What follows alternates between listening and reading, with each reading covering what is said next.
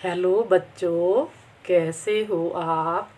आओ बच्चों, आज हम कक्षा 8वीं का जो पाठ 8 है, यह सबसे कठिन समय नहीं, प्रश्न अभ्यास बच्चों पढ़ते हैं। इस कविता की व्याख्या और सारांश हम पढ़ चुके हैं। अब बच्चों आज हम प्रश्न अभ्यास की ओर चलते हैं, जिसमें पाठ से कविता से आगे और अनुमान और कल्पना आएंगे। तो सबसे पहले बच्चों पाठ से लेते हैं प्रश्न नंबर 1। यह कठिन समय नहीं है। यह बताने के लिए कविता में कौन कौन से तर्क प्रस्तुत किए गए हैं, स्पष्ट कीजिए। अब कविता हम पढ़ चुके हैं बच्चों, तो आपको उस समय जो तर्क दिए गए कवित्री द्वारा कि क्या क्या तर्क दिए गए हैं उसमें कि यह कठिन समय नहीं है। अब इसका उत्तर हम जानते हैं बच्चों। तो सामने आप वीडियो भी देख रहे हैं, चिड़िया का जो तिनका उठाना और घोंसले बनाने की ओर फिर से जाना। तो अब हम यह कठिन समय नहीं है, यह बताने के लिए कवित्री ने निम्नलिखित तर्क दिए हैं। पहला क्या दिया है बच्चों, चिड़िया की चोंच में तिनका है और वह उड़ने के लिए तत्पर है। और दूसरा दिया है, पेड़ से गिरती हुई पत्तियों को सहारा देने के लिए व्यक्तियों के हाथ विद्यमान हैं। तीसरा है, रेलगाड़ियां अपने निश्चित स्थान पर समय पर पहुंच रही हैं। तो ये तर्क हमें दिए हैं। कविता में पढ़ते हुए भी हमने बच्चों व्याख्या में इसे बताया था कि पहले चिड़िया की चोंच में तिनका, गिरती हुई पत्तियां, फिर रेलगाड़ी का गंतव्य तक जाना। अब चौथा तर्क पढ़ते हैं, रेलवे स्टेशन पर खूब चहल पहल है।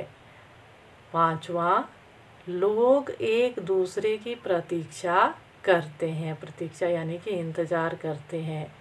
छठा है, बूढ़ी नानी पहले की भांति कहानियाँ सुनाती है। सातवां, अंतरिक्ष के पार की दुनिया के समाचार लेकर एक बस अब भी आती है। तो पहले प्रश्न का उत्तर बच्चों आपको समझ आया होगा। अब दूसरे प्रश्न की ओर चलते हैं। चिड़िया चोंच में तिनका दबाकर उड़ने की तैयारी में क्यों है, वह तिनकों का क्या करती होगी, लिखिए। अब बच्चों इसका उत्तर जानते हैं। चिड़िया चोंच में तिनके को दबाकर उड़ने को तैयार रहती है क्योंकि वह उस तिनके से अपना घोंसला बनाना चाहती है। घोंसला एक एक तिनका इकट्ठा करके बनाया जाता है।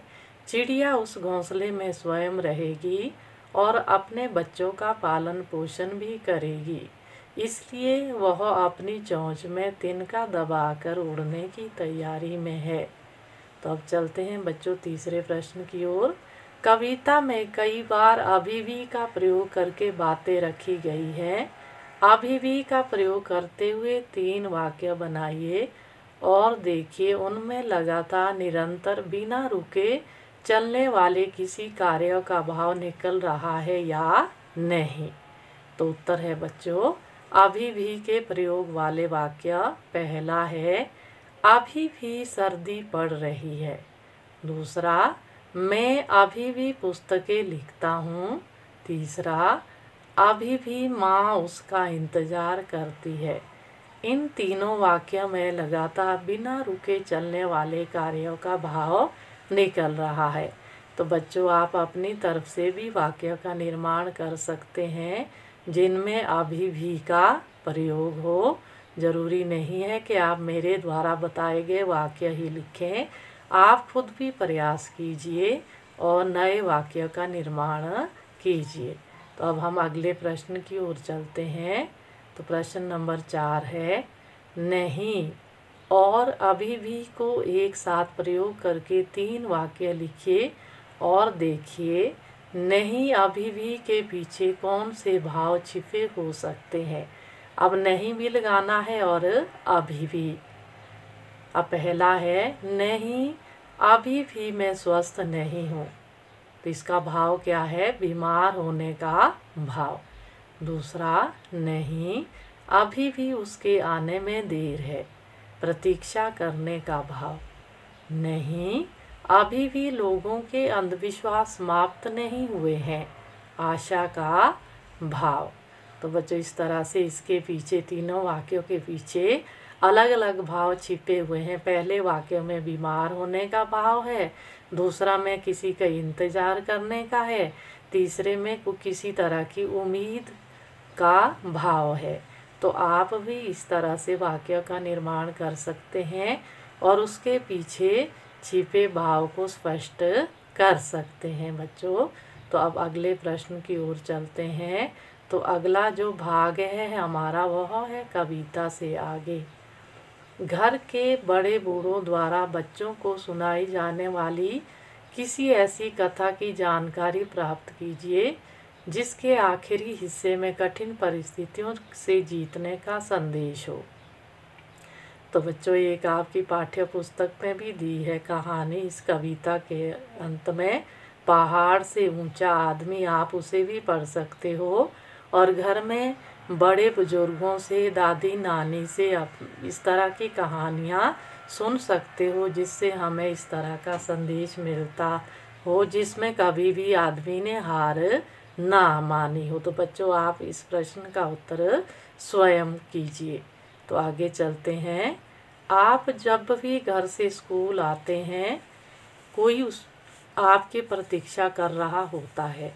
सूरज डूबने का समय भी आपको खेल के मैदान से घर लौट चलने की सूचना देता है कि घर में कोई आपकी प्रतीक्षा कर रहा है। प्रतीक्षा करने वाले व्यक्ति के विषय में आप क्या सोचते हैं? अपने विचार लिखिए। तो इसमें बच्चों कोई आपका इंतज़ार स्कूल से आने के बाद या स्कूल जाते हुए कर रहा होता है, तो उस प्रतीक्षा करने वाले व्यक्ति के बारे में लिखना है। घर में या कहीं भी जो व्यक्ति किसी के लिए प्रतीक्षा करता है वह उसका अपना और भला चाहने वाला होता है। स्कूल से छुट्टी होने पर माँ चाहती है कि उसका बेटा या बेटी समय पर घर पहुँचे। माँ तो सदा ही अपनी संतान का शुभ चाहती है। माँ के घर पर ना होने पर हम भी माँ को बहुत याद करते हैं। वास्तव में हमारी प्रतीक्षा वही अधिक करता है जो हमें सबसे ज़्यादा प्रेम करता है। तो बच्चों इसका उत्तर भी आप जान चुके होंगे। अब आगे चलते हैं। अनुमान और कल्पना। अंतरिक्ष के पार की दुनिया में क्या सचमुच कोई बस आती है जिससे खतरों के बाद भी बचे हुए लोगों की खबर मिलती है? आपकी राय में यह झूठ है या सच? यदि झूठ है तो कविता में ऐसा क्यों लिखा गया? अनुमान लगाइए। यदि सच लगता है तो किसी अंतरिक्ष संबंधी विज्ञान कथा के आधार पर कल्पना कीजिए कि वह बस कैसी होगी। वे बचे हुए लोग खतरों से क्यों घिर गए होंगे? इस संदर्भ को लेकर कोई कथा बना सकें तो बनाइए। तो बच्चों अब देखते हैं कि कविता में कवि ने या कवित्री ने इस तरह की बात क्यों लिखी है। अब चलते हैं उत्तर की ओर। प्रस्तुत कविता में जो कवित्री है उन्होंने अपना आशय स्पष्ट करने के लिए कल्पना का सहारा लिया है। अंतरिक्ष के पार की दुनिया की सभी बातें काल्पनिक है। दूसरी दुनिया के अस्तित्व को लेकर वैज्ञानिकों के पास भी कोई प्रमाण नहीं है। इसलिए हम दूसरी बस जो उस पार से, अंतरिक्ष के पार से आती है, उसके बारे में कुछ भी जानकारी नहीं रखते हैं बच्चों। तो कविता में कवित्री ने कुछ बातें काल्पनिक रूप से लिखी हैं बच्चों। तो ये प्रश्नों के उत्तर आपको बच्चों ज़रूर समझ आए होंगे, ऐसी मैं उम्मीद करती हूँ। आपने वीडियो को अच्छे से ध्यान पूर्वक सुनना भी है, देखना भी है और समझना भी है। जब आपको वीडियो की या प्रश्नों के उत्तर की अच्छी समझ हो जाए तो उसके बाद आपने साफ और सुंदर तरीके से प्रश्नों के उत्तर को अपनी कॉपियों में लिखना है। तो बच्चों आज की वीडियो में हम इतना ही पढ़ेंगे।